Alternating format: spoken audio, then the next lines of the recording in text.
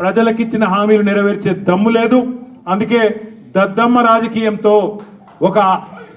రాజకీయంతో ఇవాళ తప్పించుకునే ప్రయత్నం చేస్తూ ఉన్నారు. మొన్ననే మన నాయకుడు పెద్దలు తెలంగాణ సాధించిన నాయకుడు కేసీఆర్ గారిని కమిషన్ ముందుకు పిలిచిండు. అంతకుముందు హరీష్ రావు గారిని కమిషన్ ముందుకు పిలిచిండు.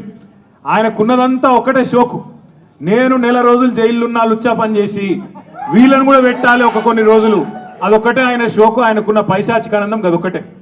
సాడిస్టులు ఉంటారు చూడు కొంతమంది, నాకు దక్కంది ఎవరికి దక్కద్దు అన్నట్టు, నాకు జరిగింది నీకు కూడా జరగాలన్నట్టు ఆయన ఎట్టి పరిస్థితిలో కొన్ని రోజులు జైల్లో పెడదామన్నది ఆయన షోకు. అందుకే నేను ఇలా అధికారులకు కూడా చెప్పిన, మీకు పైకి వెళ్ళి రావచ్చు ఆదేశాలు, ఇప్పటికే దబ్బన వస్తే పెడితే పెట్టుకోర్ర పోయి ఏముంది, మీరు పంపితే కూడా 15 రోజులు పోయేస్తా, ఏమున్నది మంచిగా రెస్ట్ తీసుకొని వస్తా అని చెప్పిన. ఇప్పుడు కూడా మళ్ళీ చెప్తున్నా, తప్పు చేయలేదు, తలదించుకునే పని ఎంత మాత్రం చేయలేదు. తెలంగాణ ప్రతిష్టను పెంచే పని చేసినాం, తెలంగాణ ప్రతిష్టను ఆకాశం స్థాయికి తీసుకుపోయే పని చేసినాం తప్ప తప్పు చేయలేదు. అది కాళేశ్వరం ప్రాజెక్టు కావచ్చు, ఫార్ములా ఈ కావచ్చు, ప్రపంచంలోనే అతిపెద్ద లిఫ్ట్ ఇరిగేషన్ ప్రాజెక్టు కాళేశ్వరం.